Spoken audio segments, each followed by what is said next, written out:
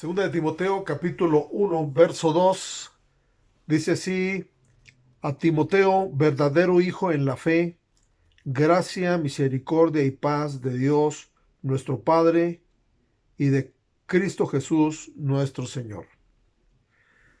En este segundo versículo del capítulo 1 de Timoteo encontramos enseñanzas muy importantes sobre la relación entre un padre espiritual y un hijo en la fe.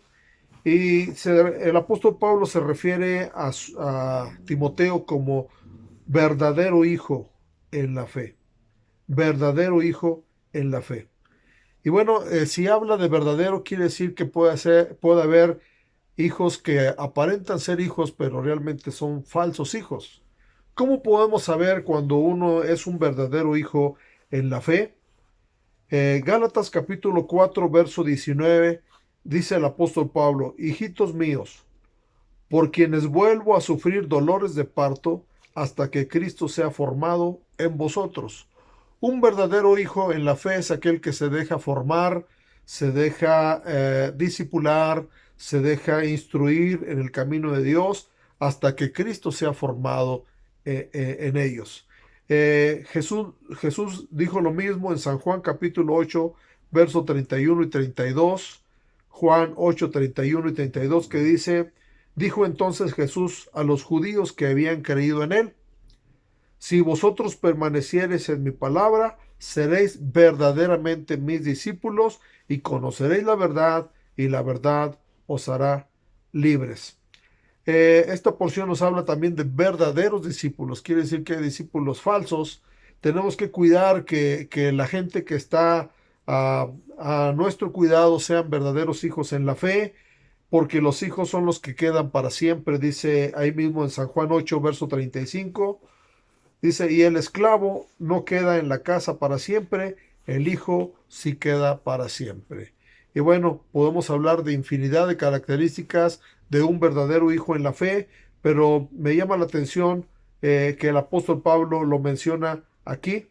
Y la segunda cosa que el apóstol Pablo dice de Timoteo es muy importante porque se refiere a lo que está deseando para su hijo Timoteo.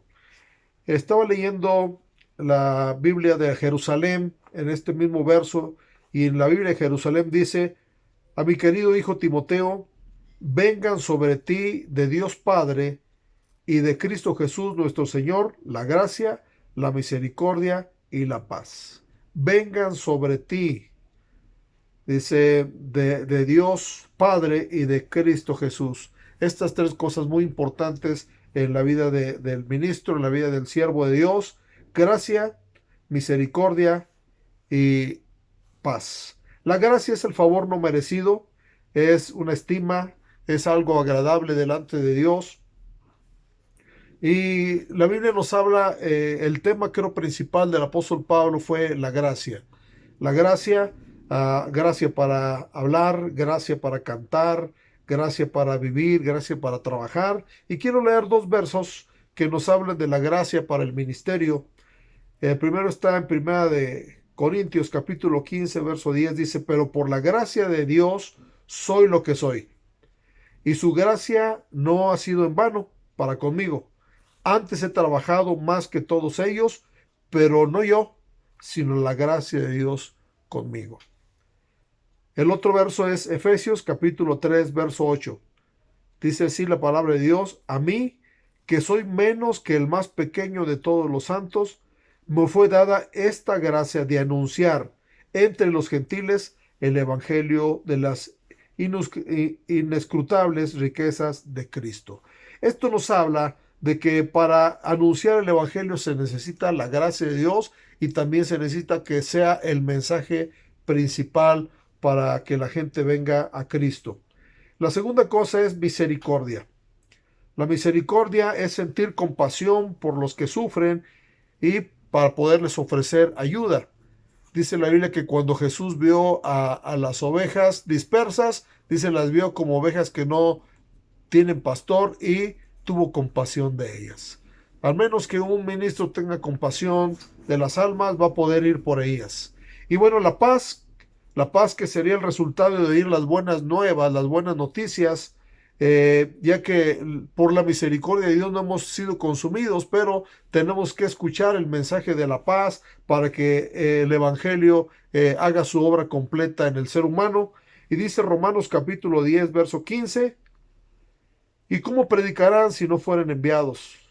Como está escrito, cuán hermosos son los pies de los que anuncian la paz, de los que anuncian buenas nuevas.